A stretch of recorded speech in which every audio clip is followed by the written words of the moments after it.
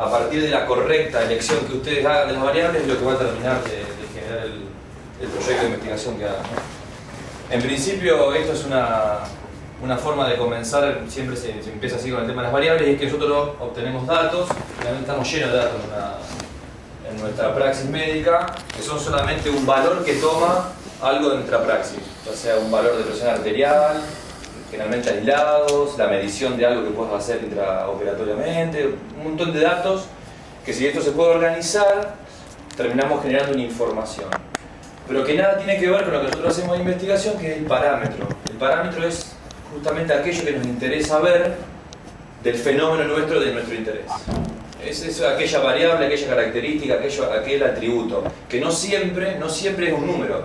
No siempre queremos, o sea, es muy difícil que hoy vayamos a buscar, nos interese saber la presión arterial de un paciente. Nos interese saber cuál es el diámetro de la aurícula izquierda. Es medio complejo porque ya sabemos cuáles son los parámetros, los diámetros, las normalidades, las anormalidades.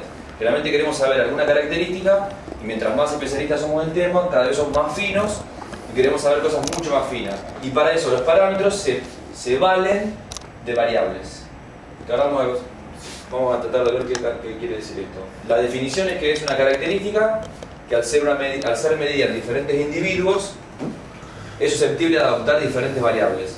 Y esto no es más, de donde viene la palabra, que lo que no podemos hacer nunca de ese valor, de esa variable, es poder anticiparnos al resultado. Obviamente habla de variable, habla de variabilidad en ese resultado. Pero lo que nosotros tenemos que intentar hacer es justamente de esa variabilidad encontrar una regularidad. Encontrar la regularidad en cierto grupo de pacientes. ¿Se entiende el concepto? Nunca vamos a poder saber qué es, porque justamente esa es nuestra duda, ese es nuestro parámetro de interés. Pero siempre, absolutamente todo, desde tirar una moneda, como el típico ejemplo, tiende a la repetición, tiende a encontrar algún parámetro de esa regularidad. Si nosotros somos muy precisos en nuestro desarrollo del protocolo, la vamos a encontrar, y con lo cual lo que vamos a medir va a ser muy importante para lo que después vamos a presentar como resultado de nuestro estudio. Pero si nos equivocamos en la elección de la variable, si nos equivocamos cómo recuperar esa variable, que vamos a verlo ahora, cómo el instrumento a recolectar esa variable, seguramente lo que recolectemos va a estar mal hecho. ¿Está bien? ¿Qué es lo importante de las bases de datos? ¿Todos estuvieron en la clase de base de datos de que dio Gustavo? No sé, bueno, es un poco lo que hablaba él en ese momento. Entonces, pasándolo a la parte clínica, todo sujeto va a presentar una condición de interés para el estudio, y lo que tiene que tener más importante esa variable que a nosotros nos va a interesar es que tenga la capacidad o tenga la característica de que pueda ser estadísticamente analizada. Si esa variable no puede ser luego recuperada, analizada y todo, no nos sirve esa variable, porque no va a ser plausible de poder hacer un análisis estadístico, y por ende no va a poder ser medida. Si pudieron ver los slides, hay un montón de variables y las podemos categorizar, las podemos clasificar desde diferentes puntos de vista. Desde el punto de vista de diseño de investigación, desde el contenido de la información y desde las bases de datos. El primer punto, que es lo que nosotros vemos habitualmente en nuestra praxis clínica, es que desde un protocolo de investigación es exactamente lo que hacemos nosotros. Tenemos una variable explicativa, una variable que es el factor de riesgo, una variable que para nosotros estaría ocasionando la otra variable, que es la variable de resultados. O sea, una hipótesis que nosotros tenemos... Después volvemos. Una hipótesis de un factor de riesgo estaría causando otra variable, que es la variable de resultado. Y ahí hay un juego de cosas. Una es que la variable explicativa generalmente es independiente. Generalmente es absolutamente independiente y es manipulable por el investigador, en este caso ustedes. Ustedes son quienes van a poner cuáles son las variables de interés, cuáles son las variables que pueden estar ocasionando el fenómeno, pero también pueden perder cosas en el medio, por supuesto, y ahí está el juego de la especialidad. Ahora, la variable de resultado, que es la variable de efecto que ustedes van a medir al final del estudio, esa es totalmente dependiente de las variables que ustedes hicieron explicativa. Si se equivocaron en la variable explicativa, el resultado va a ser totalmente falaz. El tema es que muchas veces uno no sabe, nunca sabe eso.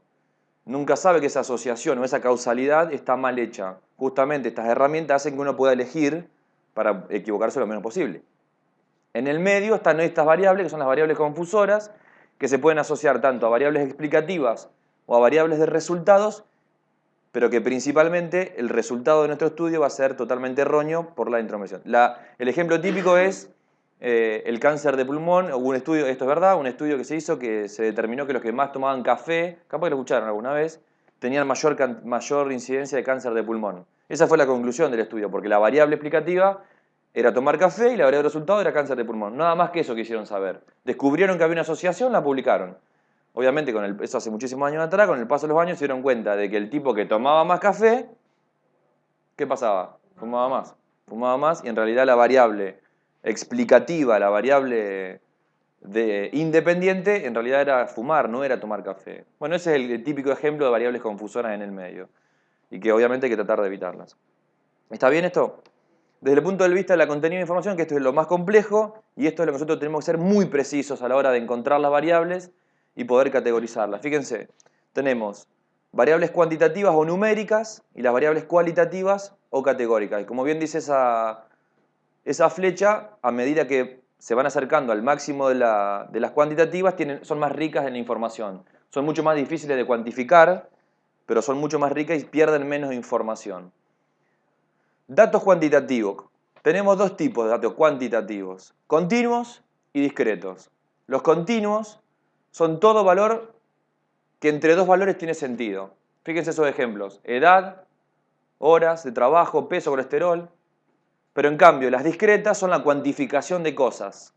Cantidad de hijos, cantidad de pacientes que tengo internado por infarto en mi hospital, cantidad de camas, cosa que entre medio no tienen valor. Uno no puede decir yo tengo un hijo y medio.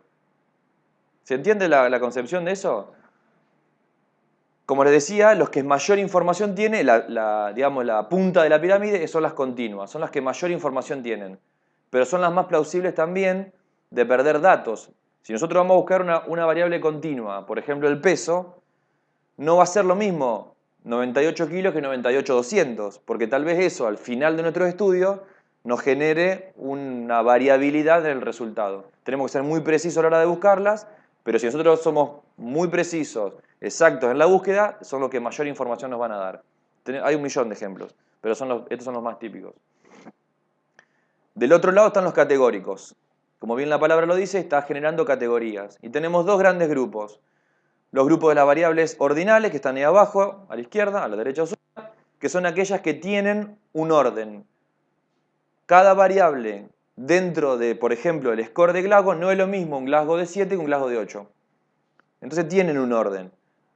En comparación con las que son nominales, las cuales son categorías per se, son mutuamente excluyentes, no pueden haber una categoría y la otra, pero una no tiene orden sobre la otra. El clásico ejemplo es la raza, el estado civil, el grupo sanguíneo. Ser blanco o negro no es superior o inferior. Cero no es lo mismo que ser AB, digamos. Pero en cambio, cuando son ordinales, cuando tienen una lógica de continuidad, se llaman ordinales. Por ejemplo, grado de dolor.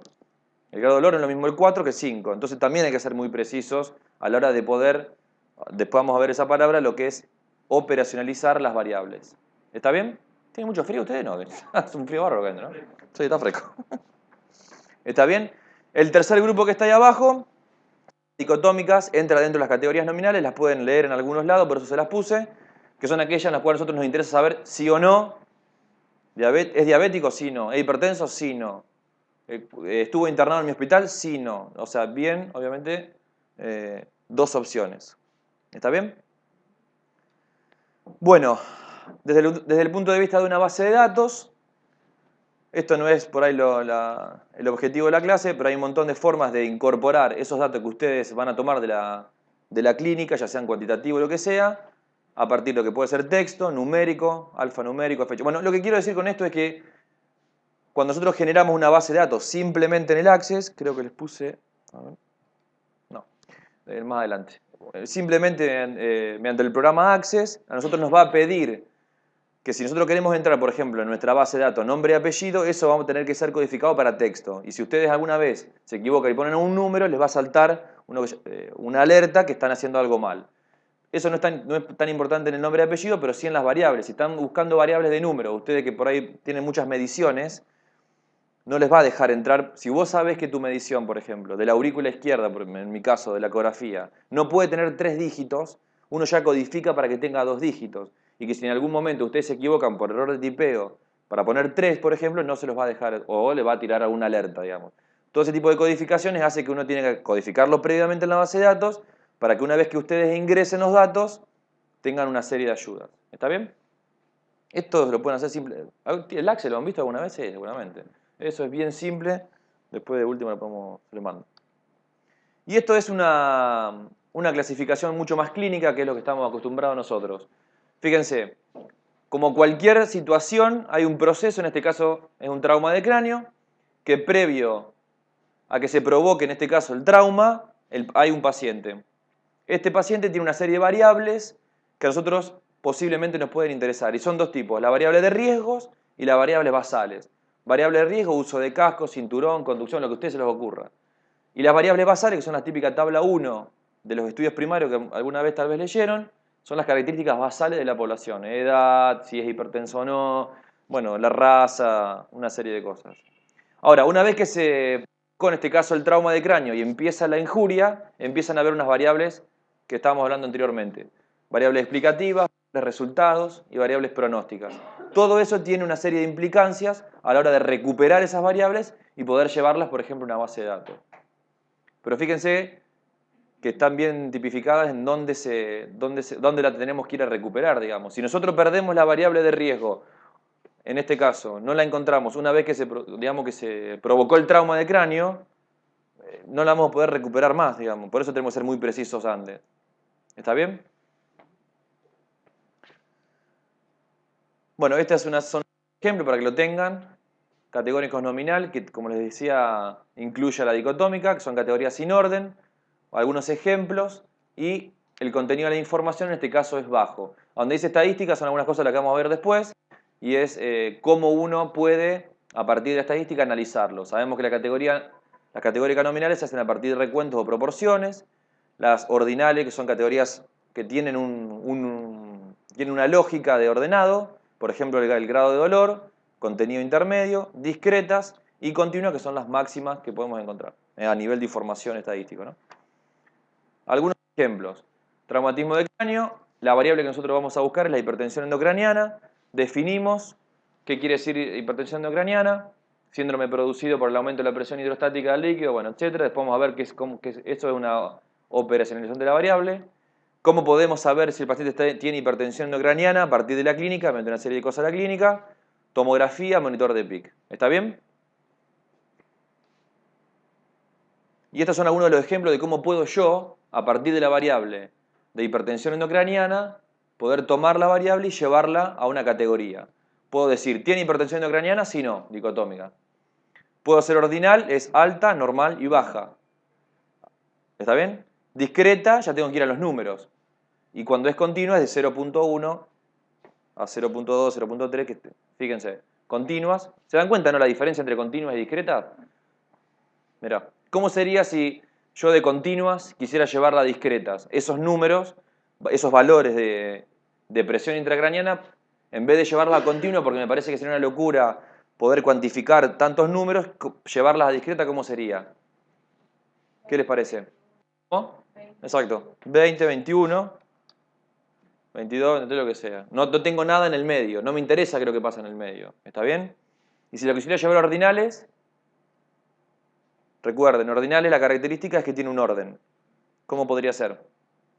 Si yo quisiera llevar eso de alguna manera que a ustedes se les ocurra para llevarlos a ordinales.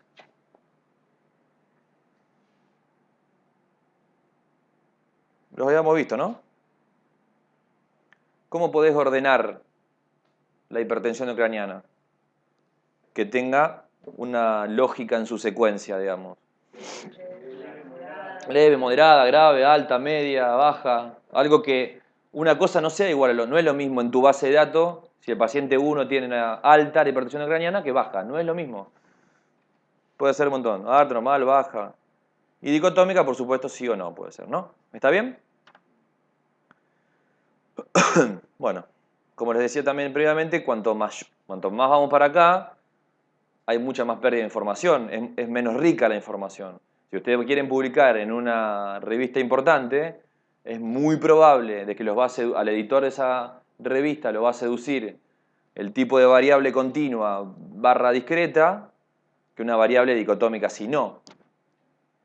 ¿Tenía presencia de metástasis hepática? Sí, no. Bueno, es un trabajo, sí, es una variable, sí, ustedes van a tener que saber definir, pero tal vez van a tener que explicar por qué eligieron esa variable y no fueron a elegir una variable continua de que pudiera cuantificar cuántas metástasis tenía el paciente, digamos. Pero seguramente el editor de revistas les va a llamar mucho más la atención.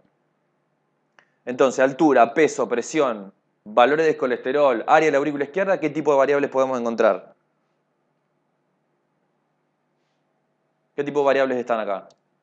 Yo le digo altura, peso. ¿Cómo? Continua. Camas hospitalarias, resultados del dado. Ingresos por traumatismo. ¿Qué puede ser eso? Discreta. Entiendan lo del dado, ¿no? Porque si sale 1 o 2, o sea, no puede salir 1,5, digamos. Glasgow, Apache, Timmy, grados del dolor. Habíamos dicho que cuando eran exactamente, tienen un orden. Generalmente todos los scores. Ustedes tienen varios scores, ¿no? ¿También? ¿O no usan scores para cuantificar cosas, ese tipo? Sí. Tipo de accidente, sexo, nacionalidad, raza, religión. Habíamos dicho que eran nominales porque no tenían una secuencia lógica, no tenían un orden, no hay una categoría mayor o menor que otra. ¿Bien? ¿Está bien? La idea, vuelvo para atrás, digamos. Me parece que la idea que cuando uno no tiene, digamos, no está metido en el tema de variables, de investigación, etcétera, que se pueden llevar conceptos de acá. Obviamente, si ustedes esto no lo leen nunca más de acá a un año, esto pasa directamente por la nada misma, digamos. Pero la idea que si tienen la posibilidad de llevarse algunos conceptos, que después puedan ir a aplicarlo o ir a leerlo con mayor profundidad, digamos, ¿no? Todo lo que nosotros hablamos de los datos, de estas variables, hay todo un sector de la investigación que es la calidad del dato. ¿Cómo podemos decir que esa calidad es buena o mala?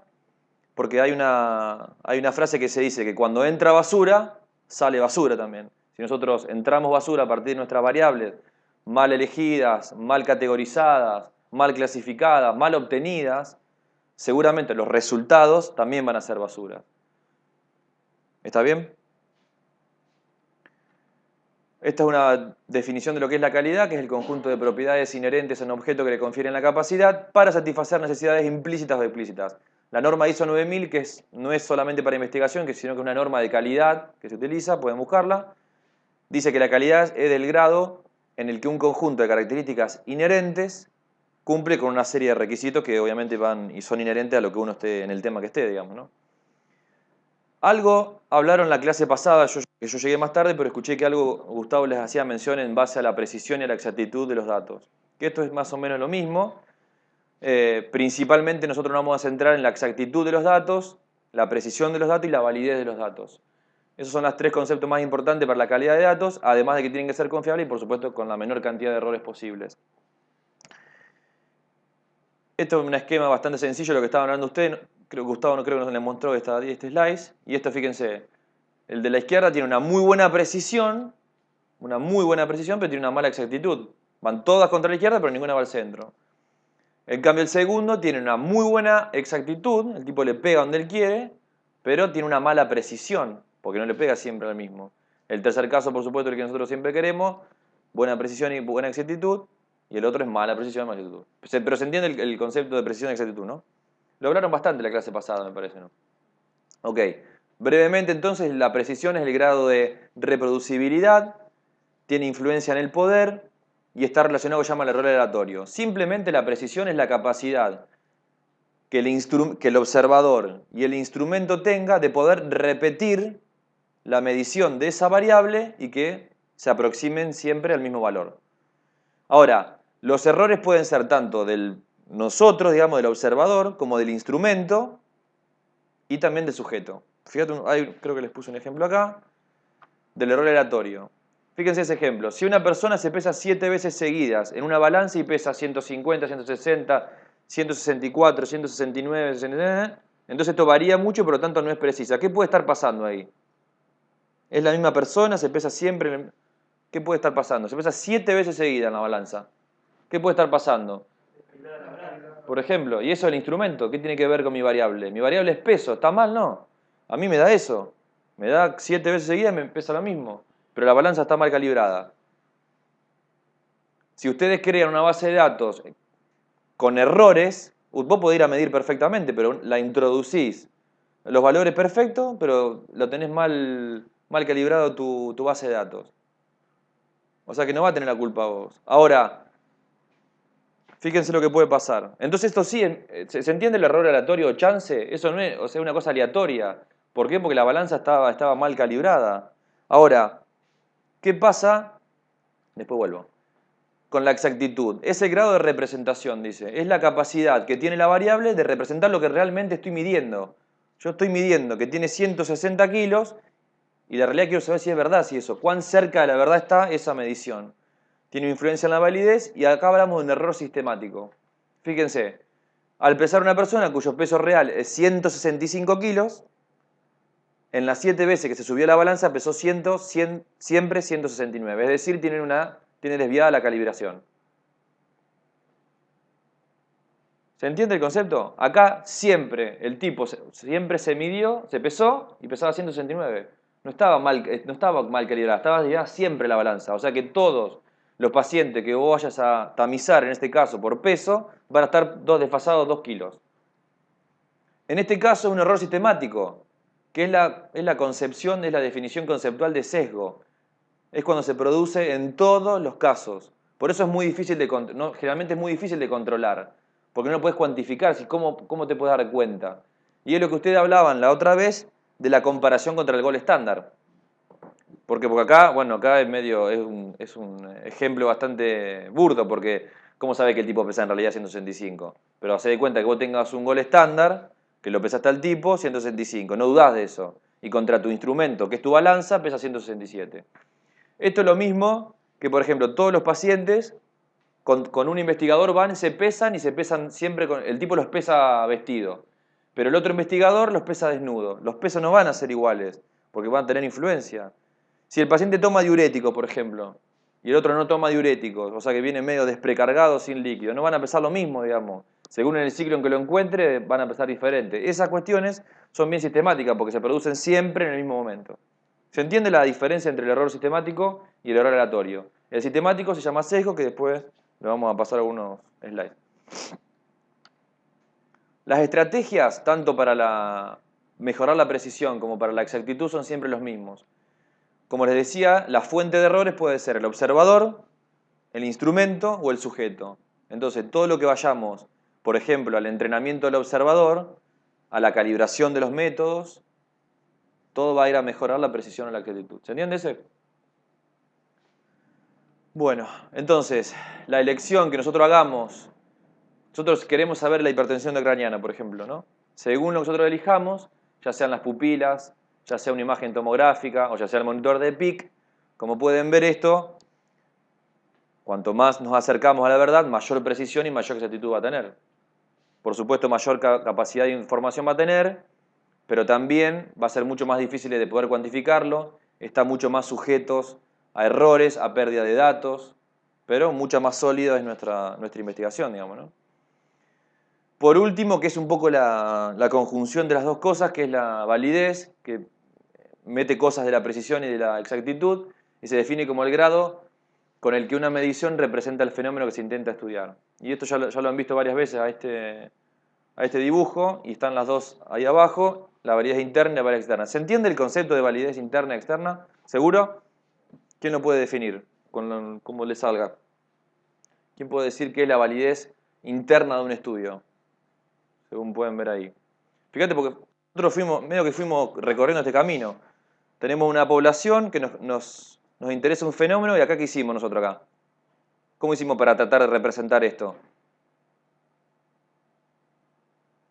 ¿Cómo hicimos para este fenómeno? Tenemos un fenómeno de interés en la población. ¿Cómo tratamos de trasladarlo a la investigación? La pregunta de investigación. ¿Está bien? Eso fue lo primero que vimos. Ahora empezamos a ver los diseños y fíjense que ahí están la formación de variables. Ahora, ¿qué pasa con la validez interna de eso? Vamos. Y si tenés, bueno, tu variable, eso, si tenés menos errores en tomar una variable, tu validez va a ser, para tu resultado, tu validez interna va a ser aceptable Bien. en ese sentido. Cuando hablamos de validez interna siempre estamos hablando del protocolo. No nos interesa tanto el resultado. Sino que lo que vos desarrollaste en tu protocolo, en tus datos, se acerquen a la realidad de tu resultado. Que puede estar muy mal tu resultado. Puede ser un resultado que dé muy mal. Pero el tema es que tu resultado esté representando realmente lo que vos mediste en tus variables. Eso es muy simple. ¿Está bien? Ahora, la validez externa vos ya tenés el resultado. Vos dijiste, viste que nosotros les insistimos varias veces en que cuando ustedes aprendan una serie de cosas, y principalmente en la lectura crítica, tengan una serie de herramientas, ustedes digan, este estudio no tiene validez interna, no me importa el resultado. Puede ser malo o bueno, no importa. Pero si este estudio no cumple con una serie de cosas, ni lo leas. ¿Se acuerdan que hablamos que el 5% de lo que está publicado tiene una suficiencia metodológica que hace que por lo menos pueda tomar una decisión con esa? Bueno, esas herramientas son las que ustedes tienen que adquirir y bueno, con esto ir a diseño y métodos, si no cumple con estos pasos, ese estudio no se lee. Es así, de hecho es así. Ahora, si cumple con ese rigor metodológico de esa validez interna, vas a tener que decidir si el resultado de ese paper, el resultado de ese estimador puntual de ese paper, vos lo vas a utilizar para tomar una decisión. Porque, en fin, la cuestión acá, los médicos queremos tomar decisiones. Eso está bien. Ustedes también tienen eso, ¿no? O en radiología tanto no se toman decisiones en base a pacientes. Desástenme ustedes. No toman decisiones, no tanto. Si vos lees un protocolo de, no sé, de ecografía versus tomografía, ¿sos vos el que va a decidir si tenés que pedir una tomografía? No, nunca. A vos el paciente ya te llega con el pedido. Pero después esto generalmente no se da, ya viene el pedido hecho. Claro. Entonces más enfocado en diagnosticar por ahí donde está el problema, después el médico tratante se encargará de... Está bien, pero si vos determinás que mediante la tomografía tiene mejor rédito diagnóstico que la ecografía para X patología, bueno, podés cambiar el pedido. No, puedes sugerir, no sé, depende No. de dónde trabajes, eso, puedes sugerir hacer otra cosa. Nadie trabaja, Por eso interesa más. Quiere correlacionar con tal estudio. pero ninguno de ustedes trabaja en interdisciplinario. Sí, en la guardia. Ah, bueno. O sea, tenés una con el médico y decís, la verdad que a mí esto, ¿para qué me pedís? Si... No, le decís, te conviene pedir esto porque Claro, no debe haber nada. pero como cuestión de discusión del caso, digamos, no es que el médico de guardia te llame ya... No, a veces te puede llamar, pero sí, Sí. realmente vos le decís que le conviene. Claro, bueno, eso, cuando vos decís que le conviene, ¿de dónde sacás eso vos? ¿Qué quiere decir que le conviene? Cuando vos decís, mira, a vos te conviene esto. Mira, yo te digo, mira, por ejemplo, a mí lo que me pasa en terapia intensiva, yo llamo al tomógrafo, al que está de guardia, el que sea que esté de guardia, el radiólogo, y le digo, mira, che, yo un paciente con ACV tiene 2 horas de síntomas. Y el tipo me dice, mira, la verdad que no tiene ninguna sensibilidad, especificidad que vos le pidas tomografía ahora. ¿Por qué no te esperás? Entonces, bueno, obviamente me tiene que decir a mí por qué piensa eso. ¿Qué quiere decir con...? ¿Cómo se dice la palabra? No importa, pero no importa, no importa. Pero, bueno, si vos viniste... La idea es que usted estando acá y después te vas a tu casa y empiezas a adquirir... Viste, cuando vos empezás la residencia empezás a adquirir un lenguaje que antes no lo tenía, digamos. Esa es un poco la idea. Cuando vos le digas a un poco otro, tenés que decir... Si yo te llamo, a mí me tenés que explicar por qué.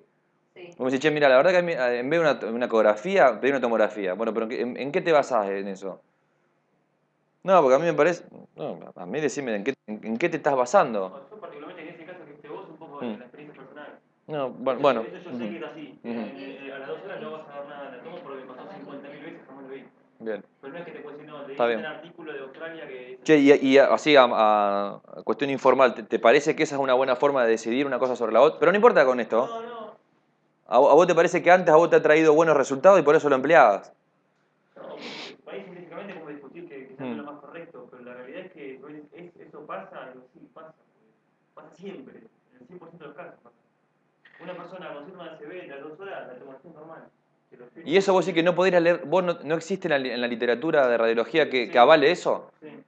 Y- Hay artículos ¿Que lo han probado? Sí. ¿Y por qué vos me estás hablando de una cuestión experimental y no metés la metodología ahí? No, bueno, no tengo en la cabeza acá... No importa el artículo, ni yo lo sé, obviamente. Pero si yo te digo a vos, que vos me decís, mira, la verdad, Nahuel, que yo no pido la tomografía porque a las 2 horas no va a haber nada. ¿Pero por qué? No, la verdad, pues yo hace 5 años que hago esto, no me va a haber nada. Está bien, pero está avalado porque es un concepto ya conocido de que es así. Yo te digo que no tengo en la cabeza... ¿Pero qué es artículo- un concepto conocido o alguien...? No, Por- hay artículos que te... Claro, que dijeron, che, mira, hicieron tomografía versus nada y es lo mismo. Sí, sí, sí. Eso existe, digamos. Por supuesto. ¿Y ustedes toman decisiones en base a eso? Sí. Toman decisiones. Bueno, volvemos para atrás. Eso que vos leíste, que la tomografía no sirve en las primeras 2 horas, es un resultado de un estudio.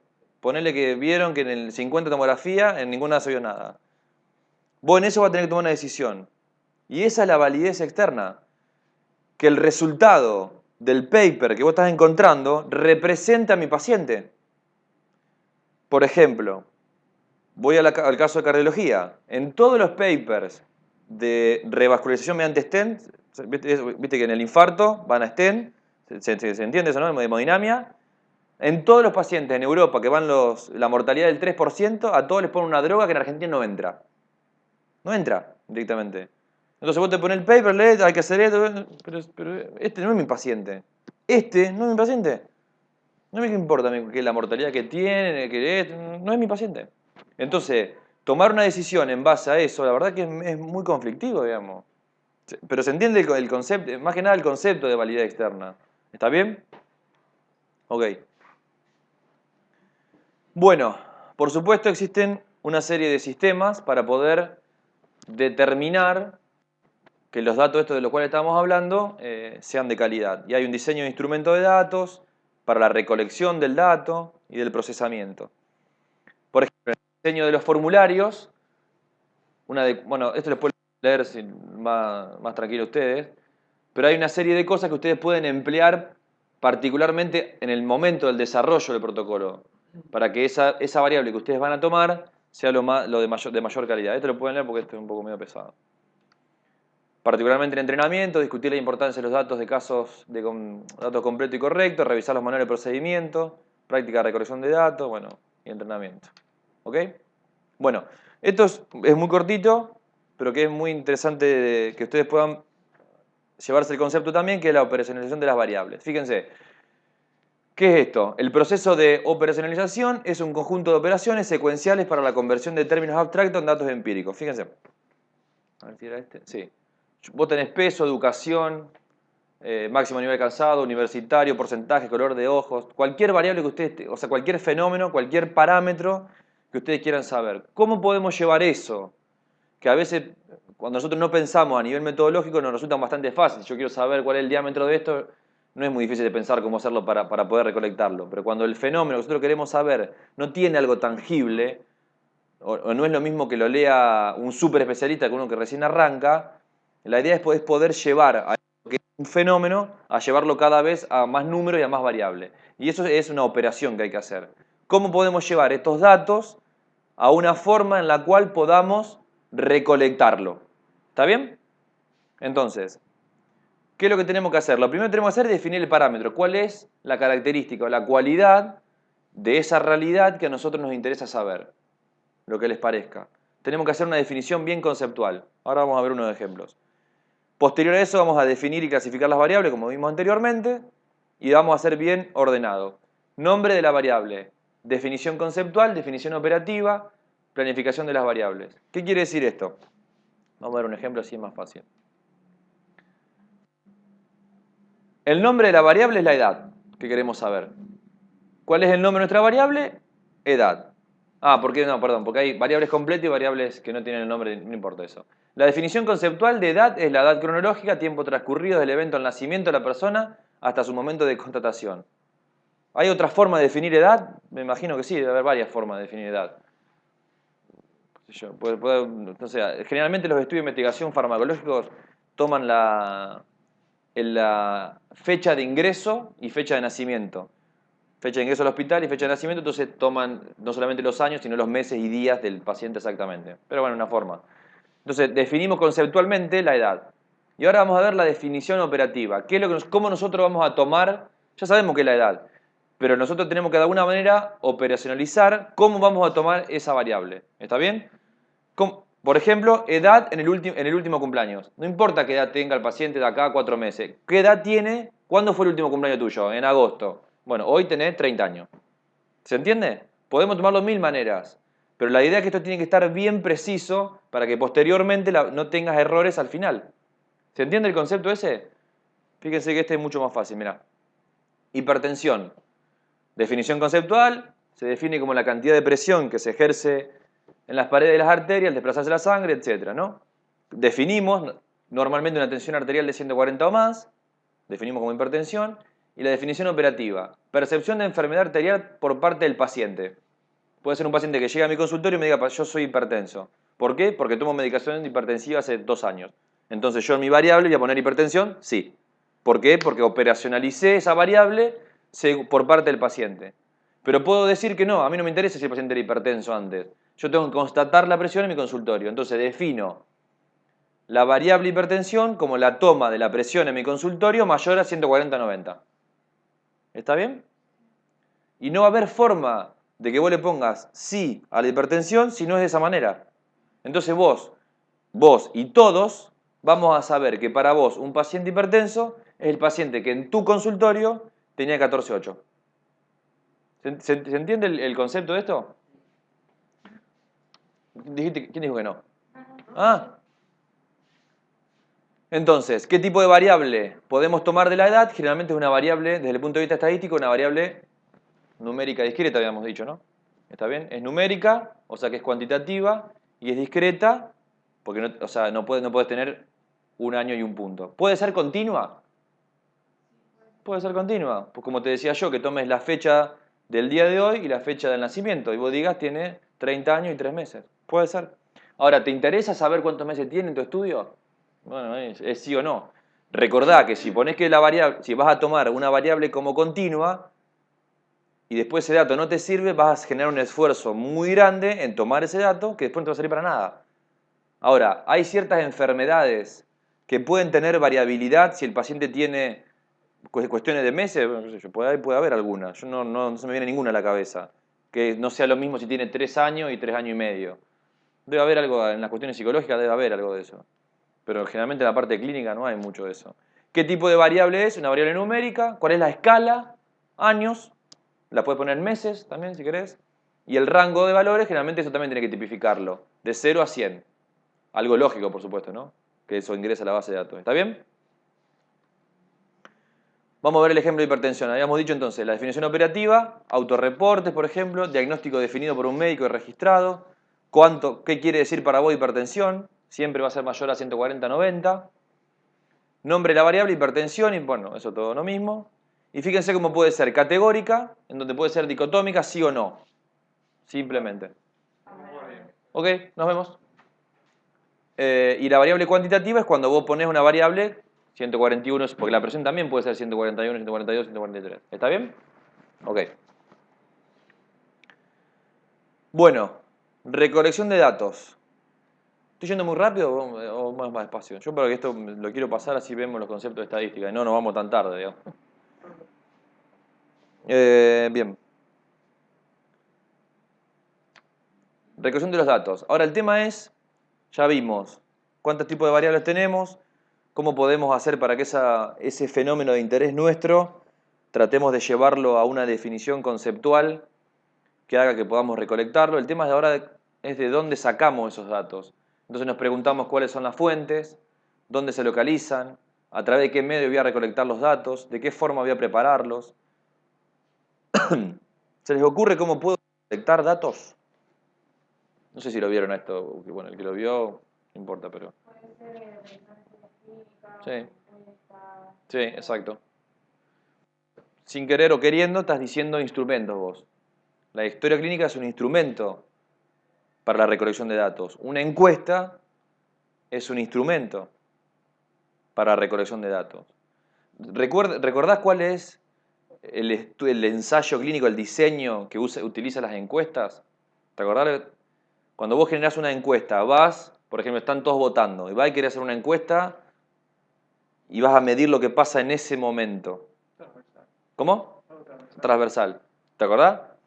Porque vas a medir solamente, o sea, no hay temporalidad. Perfecto. Entonces eso es un instrumento. La historia clínica es otro instrumento.